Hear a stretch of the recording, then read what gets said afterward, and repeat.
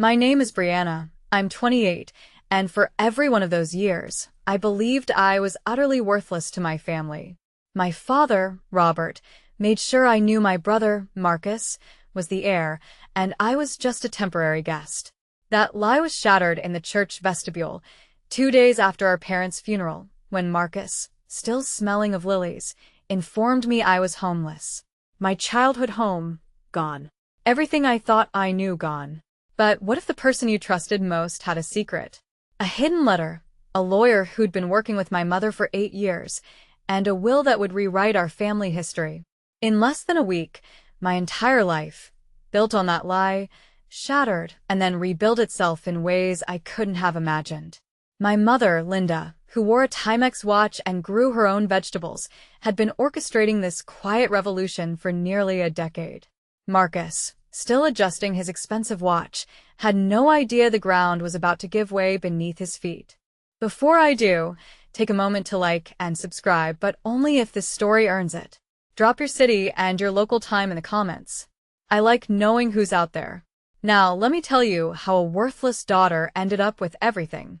To understand what Marcus did, you need to understand the Mercer family. My father, Robert Mercer, built his life around one unshakable belief. Sons carry the family forward. Daughters, they marry well and disappear into someone else's name. He wasn't cruel about it, not overtly. He just allocated his attention accordingly. He was a contractor, successful enough to buy us a 4-bedroom colonial in the Connecticut suburbs. Nice neighborhood, good schools, a workshop in the garage where he spent weekends with Marcus teaching him to build things while I helped Mom in the kitchen. My mother, Linda, was the quiet center of our home. She kept a lavender garden in the backyard that she tended every morning.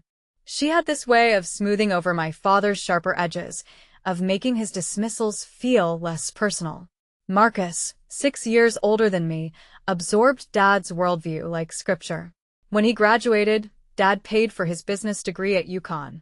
When Marcus wanted to get into real estate, Dad connected him with every contractor and developer he knew. When I wanted to go to nursing school, Dad said, "Girls don't need expensive educations. You'll get married anyway." I got scholarships. I worked double shifts at a diner. I paid my own way. And I remember, this was 8 years ago, my mother pulling me aside one evening after another dinner where Dad praised Marcus's first big sale while barely acknowledging my acceptance into the program. "I've taken care of you," she whispered, squeezing my hand. "You won't understand now, but I have." I didn't know what she meant. I thought it was just something mothers say. I had no idea she'd spent that afternoon with a lawyer named Evelyn Cole signing papers that would change everything. 2 years ago, Mom was diagnosed with stage 3 breast cancer. I still remember the call. I was halfway through a shift at Maplewood Senior Living when my phone buzzed with Dad's number. He never called me at work. He barely called me at all. "Your mother's sick," he said. "You need to come home." Not "we need you," just "you need to come home." Like it was my job. Like it had always been my job. I moved back within the week. I requested night shifts so I could be with Mom during the day. Chemotherapy appointments, radiation sessions, the slow deterioration that cancer brings. My paycheck dropped by 20%, but I didn't care. This was my mother. Marcus visited 3 times in 2 years. 3. Each visit lasted less than an hour. He'd sweep in wearing his Hugo Boss suits, kiss Mom's forehead, check his Rolex and leave. Victoria, his wife, came once and spent the entire time photographing the house for memories while barely looking at Mom. Dad never acknowledged what I was doing. In his mind, this was simply what daughters did. But Mom knew. She started meeting with someone once a month. A lawyer, she said, for insurance paperwork. I'd drive her to an office in Hartford, wait in the car, and drive her home. She always seemed lighter afterward. Like she'd set something down she'd been carrying too long. "You're such a good girl," she told me one night when I was helping her into bed. "Whatever happens, Briana, remember that you did everything right. You showed up. That matters more than anyone knows." I thought she was talking about the cancer. She wasn't. Let me tell you about my brother and his wife. Marcus and Victoria lived in Greenwich, a 5-bedroom house in a neighborhood where the mailboxes probably cost more than my car. Victoria called herself a socialite, which as far as I could tell meant she attended gallery openings and posted photos of her Chanel bags on Instagram. She looked at me like I was something that needed to be cleaned up. Actually, no. She looked at me like she didn't see me at all. I was staff background noise. Briana, she said at Thanksgiving 2 years ago, the last one with mom well enough to cook, have you ever thought about doing something with more upward mobility? You can't wipe old people's bottoms forever. Mom's hand tightened on her fork. I'm a registered nurse, I said quietly. I help people. Victoria's laugh was a delicate, dismissive thing. Of course you do. But the moment that stayed with me came later that night. I'd gone to the kitchen for water and heard Marcus and Victoria in the hallway. Don't worry about her, Marcus said. Dad's already promised everything to me. Has been for years. She's not getting anything. She's just here to play nurse until mom's gone. Then she can disappear back into whatever sad little life she has. Good, Victoria whispered back. We need this, Marcus. We really need this. I stood frozen behind the kitchen door, water glass in hand. Something was wrong. I didn't know what, but the desperation in Victoria's voice didn't match the Greenwich lifestyle. The designer clothes, the casual superiority. I went back to bed and told myself it didn't matter. I had no idea how much it would. 6 weeks ago, my mother was declared cancer-free. I remember crying in the oncologist's office. 2 years of fear, of watching her shrink and pale and fight. And she'd won.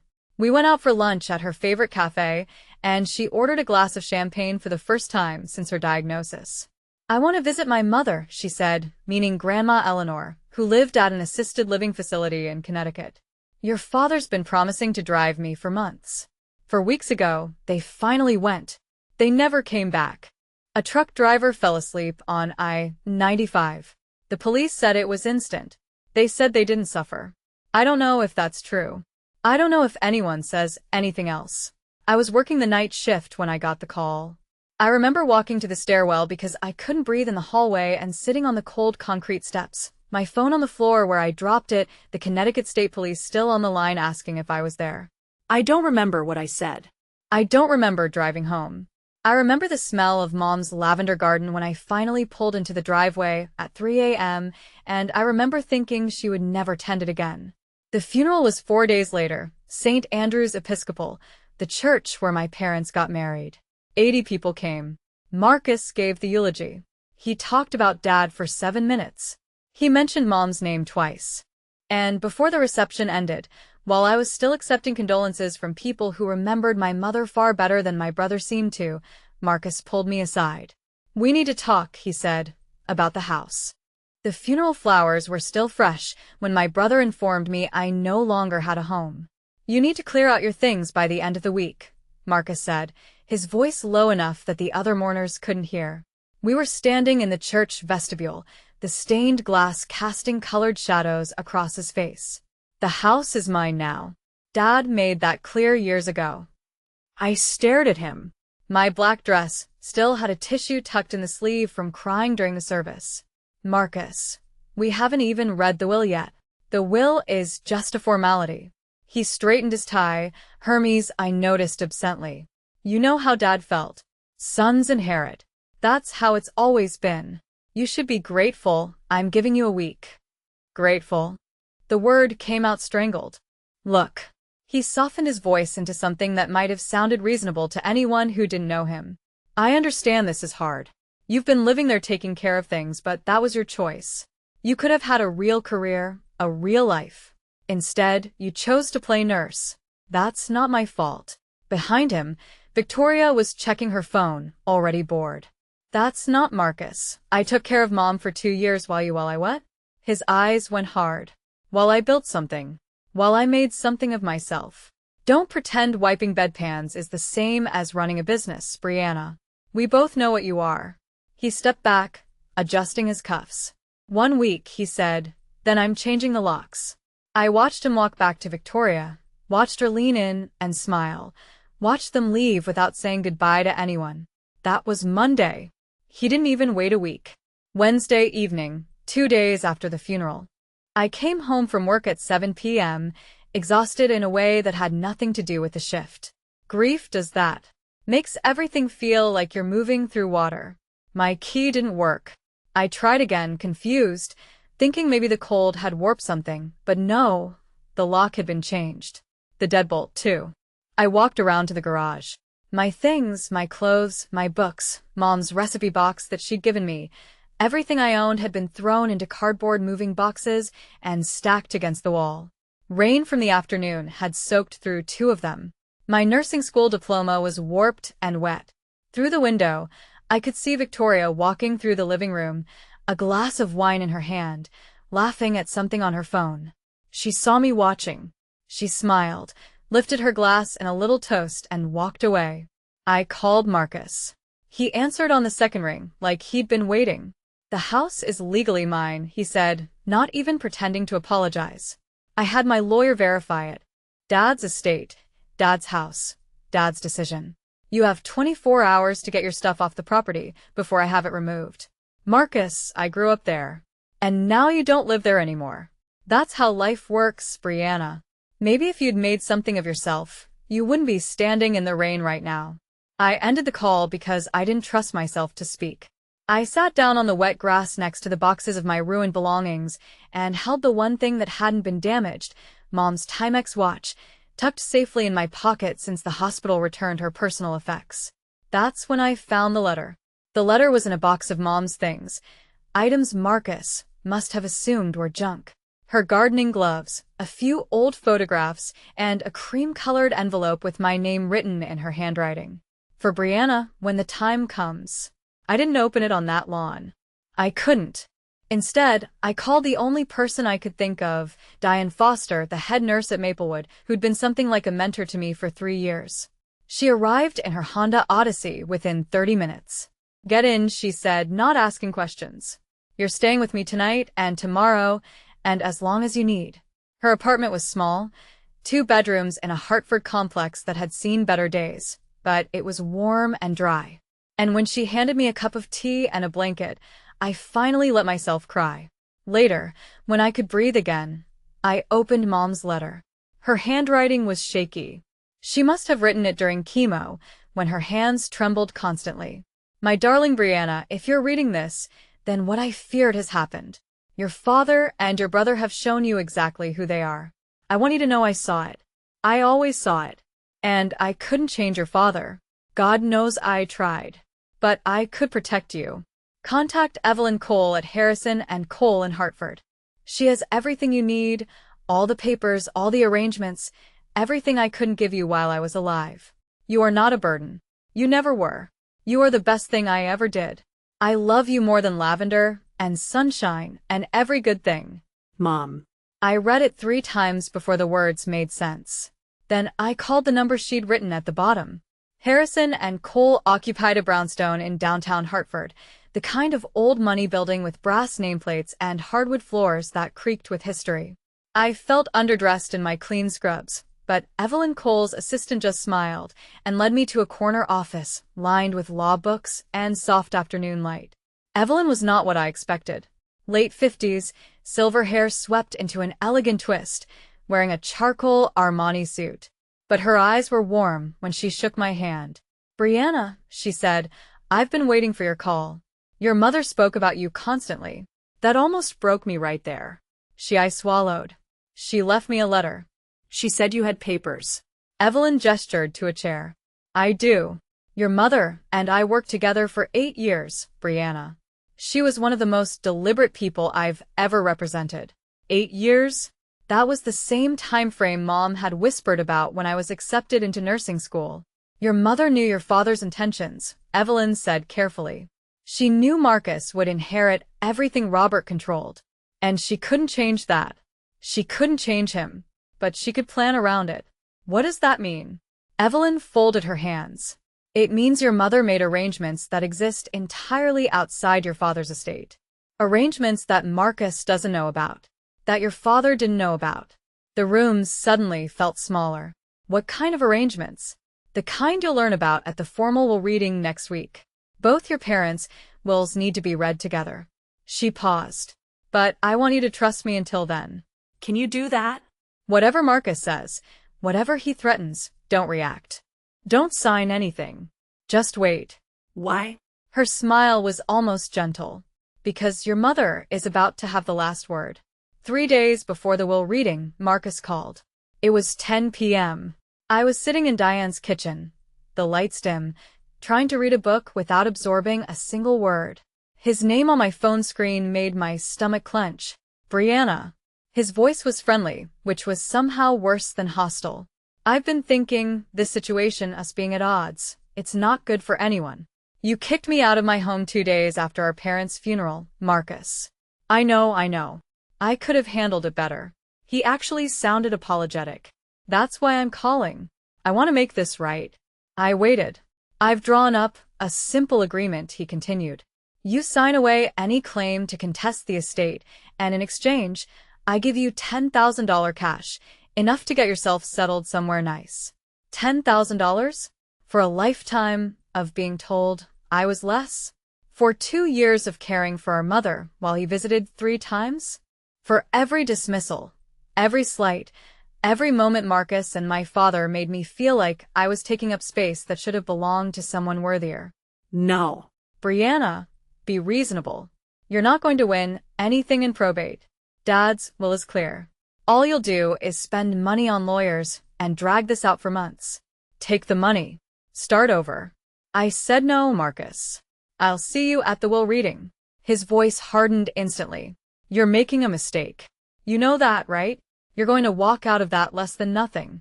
And you'll wish you'd taken this offer. Then, that's my choice to make. Fine. He practically spat the word. But remember, I tried to be generous. What happens next is on you. The line went dead. I set down the phone with shaking hands.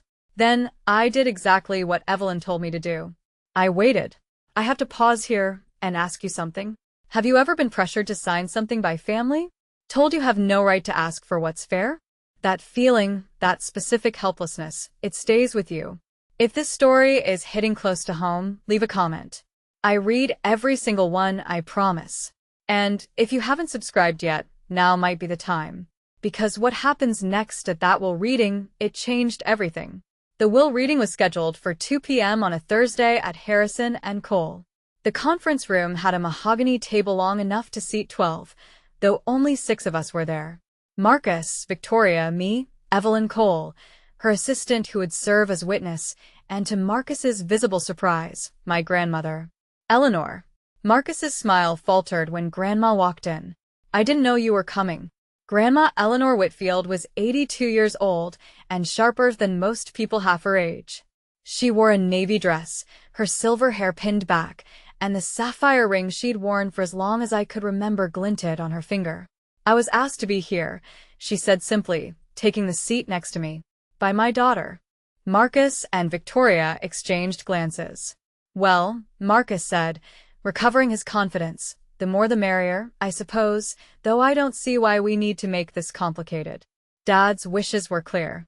Evelyn took her place at the head of the table, folders arranged precisely before her. Before we begin, I should note that we will be reading 2 wills today. Robert Mercer's will and Linda Mercer's will. They are separate documents with separate provisions. 2 wills? Victoria Froned. Why would that matter?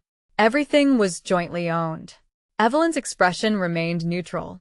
Not everything, as it turns out.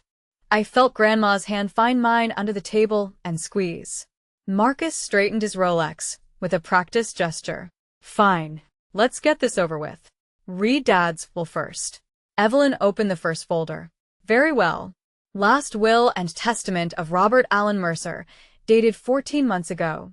Witnessed and notarized in Hartford County. The room went quiet. This was it. Dad's will was exactly what Marcus expected. Evelyn read through the standard provisions, executor appointments, debt payments, funeral instructions, before reaching the distribution of assets. To my son, Marcus Robert Mercer, I leave 70% of my personal assets, including my vehicle, my workshop tools and equipment, and my share of all financial accounts held jointly with my wife. Marcus nodded slowly, satisfaction spreading across his features. To my daughter, Briana Lynn Mercer, I leave 30% of my remaining personal assets. 30% of remaining assets, Victoria murmured, doing the math. After debts and expenses, so basically nothing. That's not I started. It's fine, Marcus cut in, magnanimous now. Dad's accounts totaled about $80,000. You'll get something, Briana. Maybe $24,000 after everything's settled. He smiled at me like he was doing me a favor. That's more than I expected Dad to leave you, honestly. Marcus, Grandma said quietly. Perhaps you could let the lawyer finish. What's left to finish? He leaned back in his chair, one arm draped over the backrest. The house was Dad's. The money was Dad's. I'm the primary heir. Briana gets a consolation prize, which is generous under the circumstances. Victoria pulled out her phone, probably already composing a post about her inheritance. Actually, Evelyn said, her voice cutting through Marcus's satisfaction. There's quite a bit left to discuss. Robert's will represents only a portion of your parents' combined estate. Combined? Marcus's confidence flickered. What do you mean, combined? Evelyn closed the first folder and opened the second. Your mother's estate is separate and significantly larger than your father's. The room went very still. Marcus stopped smiling. Wait. Marcus held up a hand. Mom didn't have her own estate. She was a housewife. Everything she had came from Dad. That's not accurate, Evelyn said calmly. It is accurate. I know my own family. Marcus stood up as if the height would give him authority. Whatever you're about to read, whatever little savings account Mom might have had, it doesn't change anything. Dad made his wishes clear for decades. The son inherits. The daughter takes what she's given and is grateful for it. He turned to me, and the venom was back. This is what I was trying to spare you, Briana. This embarrassment. You're sitting here hoping Mom left you something. What? Her jewelry? Her recipe cards? It doesn't matter. The house is still Dad's. The real money is still Dad's. And you're still the same person you've always been. Marcus. Grandma said, her voice low with warning. He ignored her. I hope you enjoy being homeless, Briana, because I made sure you have nothing to fall back on. No home, no family support, nothing. Maybe next time you'll think twice before, Mr. Mercer. Evelyn's voice was steel. Sit down. The command was so unexpected that Marcus actually obeyed, dropping back into his chair. I understand you have opinions about how your parents' assets should be distributed, Evelyn continued. But this is a legal proceeding, not a family argument. Your mother's will contain specific provisions that supersede your assumptions. If you interrupt again, I will ask you to leave and receive the information in writing. Victoria grabbed Marcus's arm, whispering something urgent. He sat back, jaw tight. Evelyn picked up the second folder. And now, she said, we address the matter of Linda Mercer's estate, including the final section your mother specifically asked me to read aloud. For one terrible moment, I doubted everything. Marcus's words echoed in my head. Mom was a housewife. Everything she had came from Dad. What if he was right? What if the letter, the lawyer, the promises, what if it was all just a mother trying to comfort a daughter she knew would be left behind? I looked down at the Timex watch on my wrist. Mom's watch. The leather was cracked, the face scratched from years of wear. She could have afforded something nicer.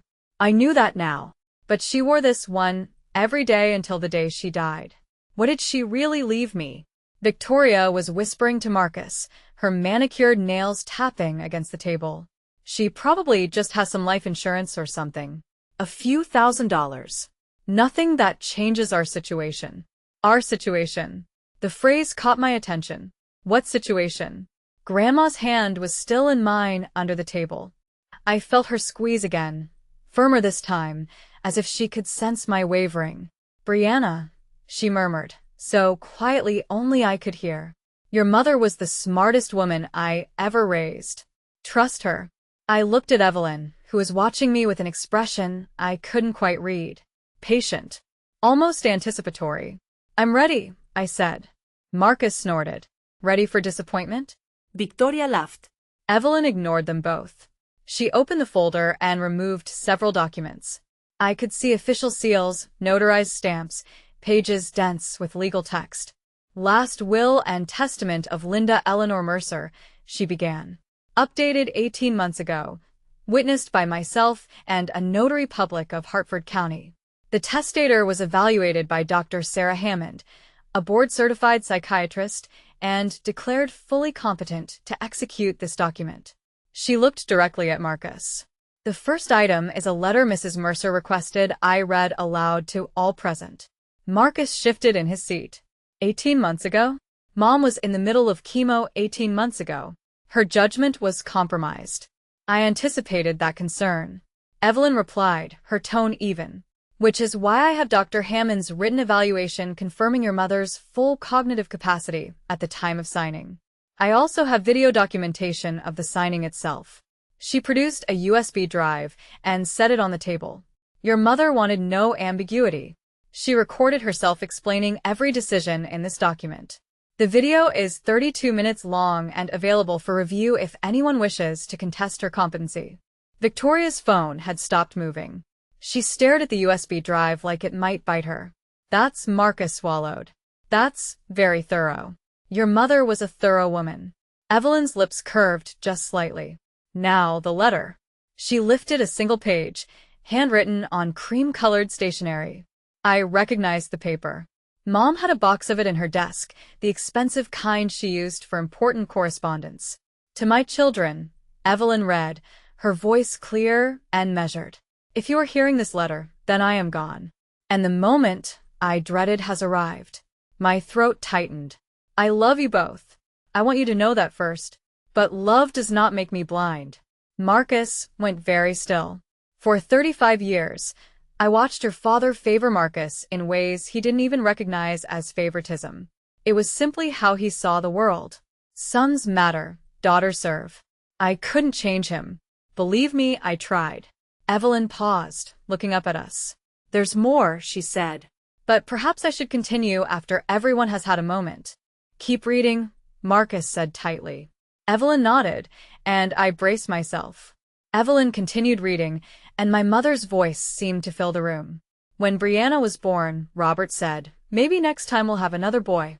I held my daughter in my arms and promised her silently that she would never be next time to me. I watched her grow up working twice as hard for half the acknowledgement. I watched her pay her own way through nursing school while Marcus received every advantage.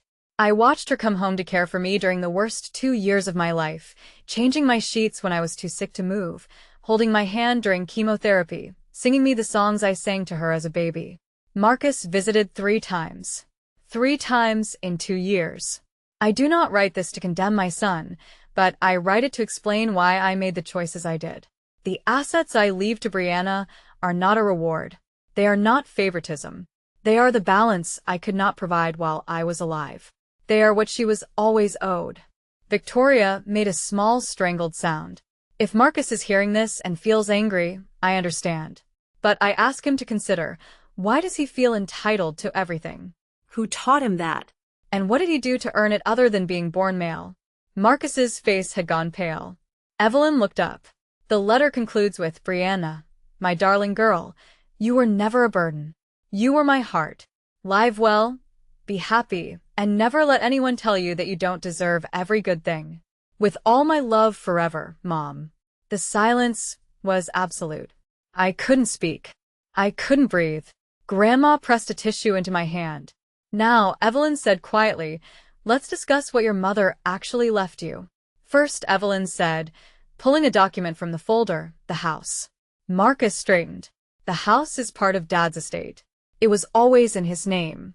Actually, it wasn't. Evelyn slid the document across the table. 5 years ago, your parents executed a deed transfer. The property at 127 Maple Drive was transferred from joint ownership to Linda Mercer's sole name. What? Marcus grabbed the paper, scanning it frantically. That's why would Dad agree to that? For liability protection. Your father was facing a potential lawsuit from a dissatisfied client at the time. Moving the house into your mother's name protected it from any legal judgments against his business.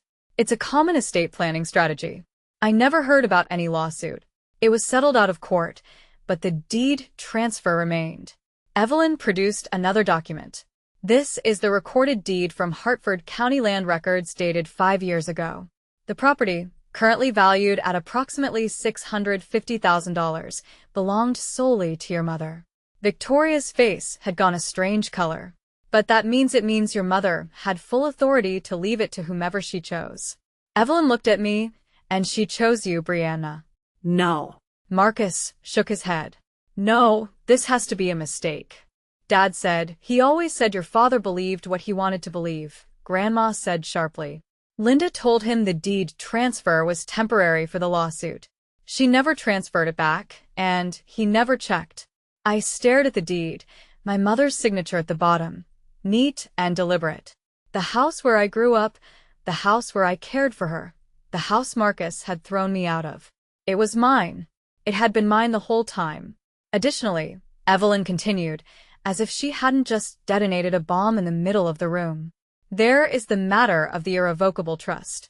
The what? Marcus looked like he'd been hit. 8 years ago, your mother established an irrevocable trust with Briana as the sole beneficiary. An irrevocable trust, once established, cannot be modified or dissolved without the beneficiary's consent. It exists entirely outside the probate process. 8 years ago, Marcus turned to Grandma. You gave her the money. You gave her the Grandma didn't flinch. I gave my daughter money that was mine to give. What she did with it was her business. The trust was funded with a $400,000 gift from Mrs. Whitfield, Evelyn confirmed. Your mother invested it conservatively in index funds over the past 8 years. The current value, she consulted her notes, is approximately $1.2 million. Victoria made a sound like she'd been punched.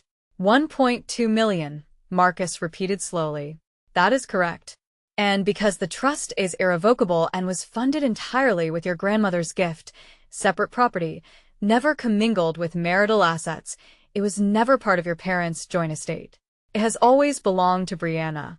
I couldn't process the number. $1.2 million.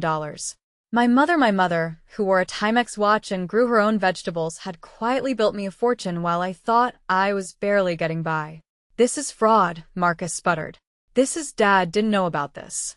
He would never have your father's knowledge is irrelevant, Evelyn said calmly.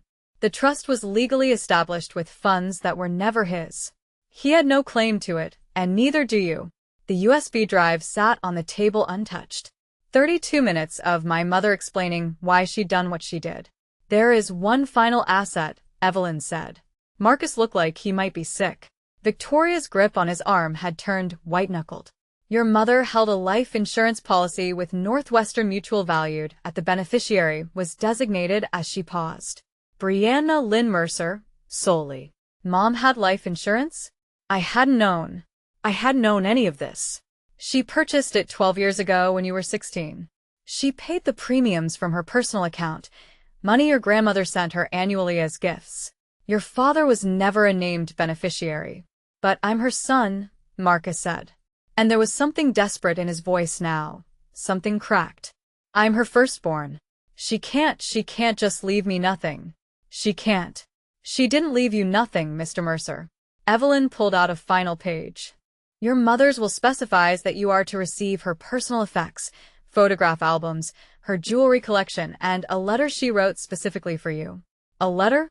Marcus laughed, but it was hollow. She leaves Briana millions and I get a letter. And the jewelry has meaningful pieces, Evelyn offered. I don't want her jewelry. Marcus slammed his palm on the table. Victoria jumped. I want what I was promised. I want what I earned. What you earned. I spoke before I could stop myself. The words came out quiet, but they filled the room. You visited Mom 3 times in 2 years, Marcus. 3 times. You told me I was nothing but a burden while I was holding her hand through chemotherapy. What exactly did you earn? He stared at me. I stared back. Let's discuss the total figures, Evelyn said, and I could hear the faintest satisfaction in her professional tone. This is contested. Marcus stood up, so fast his chair nearly toppled. I'm contesting all of it. Mom wasn't in her right mind. The chemo, the medication. She couldn't have made these decisions rationally. Evelyn remained seated. As I mentioned, your mother underwent a cognitive evaluation by Dr. Sarah Hammond, a board-certified psychiatrist unaffiliated with her medical treatment.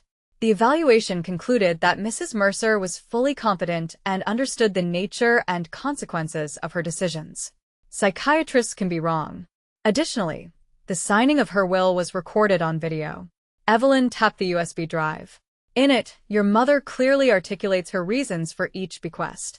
She also directly addresses the possibility that you might contest and explains why such a contest would fail.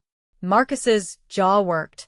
Furthermore, Evelyn continued, the irrevocable trust and life insurance beneficiary designations are not subject to will contests. They are independent legal instruments that bypass probate entirely. You have no standing to challenge them. There has to be something. If you wish to contest your father's will, you may do so, though I'd advise consulting with your own counsel about the costs versus the potential recovery. As for your mother's arrangements, Evelyn's gaze was level. She anticipated your objections, Mr. Mercer. She spent 8 years making sure everything was ironclad. Grandma Eleanor spoke up. My daughter didn't do this out of spite, Marcus. She did it because she knew, we all knew, that without protection Briana would receive nothing, and Briana deserved better than nothing. Marcus turned to Grandma, his face contorted. You helped her hide this. You helped her cut me out. I helped her protect her daughter. Grandma said simply, the same thing any mother would do. Marcus had no answer to that. Victoria broke first. This is insane. She stood up, her careful composure finally shattering. She's a nurse. She wipes old people's behinds for a living, and she gets $2 million while you what, Mrs. Mercer? Evelyn asked mildly. Victoria's mouth opened and closed. She'd said too much, and she knew it. While you're about to lose your house in Greenwich, Grandma said. Her voice was quiet, but it cut through the room. We didn't know about Marcus's failed investment? The $400,000 loss? The foreclosure notices? Marcus went white. How do you Linda knew? Grandma said. She knew about the debts, the bad deals, the desperation. She knew you were counting on this inheritance to bail you out. That's why she made sure you couldn't touch what she'd built for Briana. I looked at my brother. Really looked at him for the first time in years. The Rolex, the Hugo Boss suit, the BMW in the parking lot. All of it was scaffolding, I realized.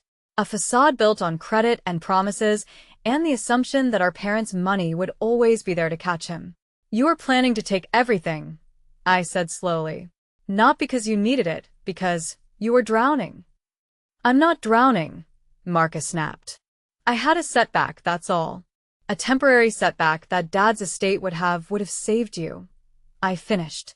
Except the estate wasn't what you thought it was. Victoria sank back into her chair, mascara starting to smear. You spent your whole life being told you deserved everything, I said. And you never stopped to wonder if that was actually true. Marcus didn't respond. He couldn't. I want to stop here for a moment. I know some of you are watching and thinking, why would Victoria say that out loud? Why would she reveal their financial problems in front of everyone? The answer is fear. When the thing you've been counting on disappears, your survival instincts take over.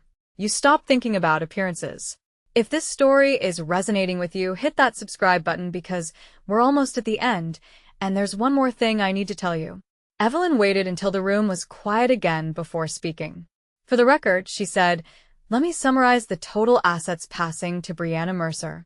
She consulted her notes, though I suspected she knew the numbers by heart. From her mother's estate, the property at 127 Maple Drive, estimated value $650,000. From the irrevocable trust established in 2018, $1,200,000. From the Northwestern Mutual Life Insurance Policy, $500,000. She looked up. Additionally, from her father's estate, 30% of remaining liquid assets, approximately $24,000. Victoria's breathing had gone shallow. The total, Evelyn continued, her voice measured and professional, is approximately $2.374 million. The number hung in the air. $2.374 million. My mother, who grew vegetables and wore a Timex watch and never bought anything she didn't need, had left me nearly $2.5 million. Marcus made a strange sound. He was gripping the edge of the table, his knuckles bone white, his face the color of old paper. He tried to stand, maybe to protest, maybe to leave. And then his eyes rolled back, and he crumpled. His head caught the edge of the table on the way down. Victoria screamed.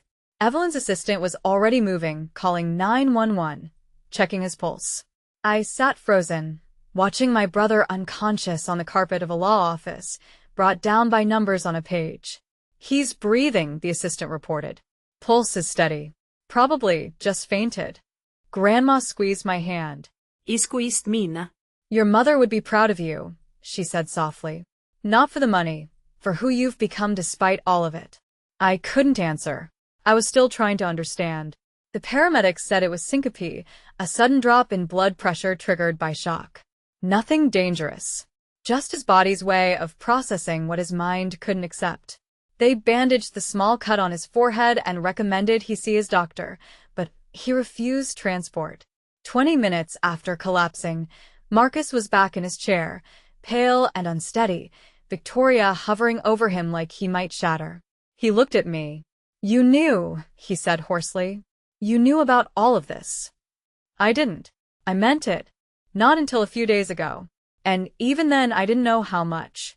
But you suspected. You sat here looking all innocent, and you suspected. I knew Mom loved me. I kept my voice even. That's all I knew for certain. His laugh was bitter, broken. And I didn't? She didn't love me?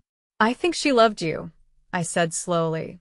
I think she loved who you could have been, but she also saw who you chose to become. Victoria's hand tightened on his shoulder. Marcus, we should go. We need to figure out what? His voice cracked. How to pay our mortgage. How to tell the bank we're not getting anything. He looked at me with something that might have been desperation. Briana, you have to help me. We're family. The words hung there. Family. 3 visits in 2 years. You're just dead weight. Enjoy being homeless. Marcus, I said. You kicked me out of my own home before our mother's flowers had wilted. You told me I was nothing but a burden. You tried to get me to sign away everything for $10,000. I stood up. I'm not going to pretend that didn't happen. You have to understand, Marcus said, his voice rising. I was stressed. The investments, the pressure. I didn't mean half of what I said. That's not who I really am. Then who are you, Marcus? I asked quietly. Because I've known you for 28 years and I've never seen any evidence of anyone different. He flinched. I'm not going to let my brother become homeless, I said. I'm not cruel, but I'm also not going to bail you out of decisions you made while treating me like I was worthless. So what then? You just walk away with millions and I get nothing? You get exactly what you earned. I picked up my bag, the same worn leather bag I'd carried through nursing school, through 2 years of night shifts, through every moment my family dismissed me. You get the consequences of your choices, the same way I'm finally getting the consequences of mine. Victoria started to speak, but I held up my hand. If you want to contact me, you can go through Evelyn, but any personal relationship between us, I looked at my brother, this man I'd grown up with, who'd held my hand at our first day of school, who'd become someone I barely recognized. That's going to take time, a lot of time, and honestly, I don't know if we'll ever get there. Briana, I'm not doing this to hurt you. My voice was steady. I'm doing it because I finally understand something Mom tried to teach me. I don't have to accept treatment that I wouldn't give to someone else. I walked toward the door. Mom loved you, I said over my shoulder. But she loved me enough to protect me from you. That's the difference. I didn't wait for him to respond. Grandma followed me out to the hallway. Wait, she said, catching my arm. I have something for you. She reached into her purse and withdrew a small velvet box, navy blue, worn soft at the corners. Your mother wanted you to have this. She asked me to give it to you after the reading.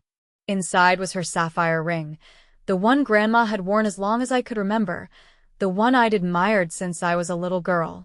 Grandma, I can't, this is yours. It was mine, she corrected gently. I gave it to your mother on her wedding day and she gave it back when she knew she was dying, so I could give it to you when the time was right. I slid it onto my finger. It fit perfectly. There's something else you should know, Grandma said. Something even your mother didn't put in the will. I looked up. Linda wanted to leave your father years ago, before you were born, but then she got pregnant with Marcus and she stayed. She stayed for you kids. I never knew. No one did. She made the best of it, but she always regretted that she couldn't give you a different childhood. Grandma's eyes were bright with unshed tears. The trust, the insurance, all of it was her way of giving you the freedom she never had. The freedom to walk away from people who don't value you. I hugged her. This tiny woman who had helped my mother plan for 8 years to give me a future. Thank you, I whispered. Don't thank me, she said. Just live well. That's all your mother ever wanted.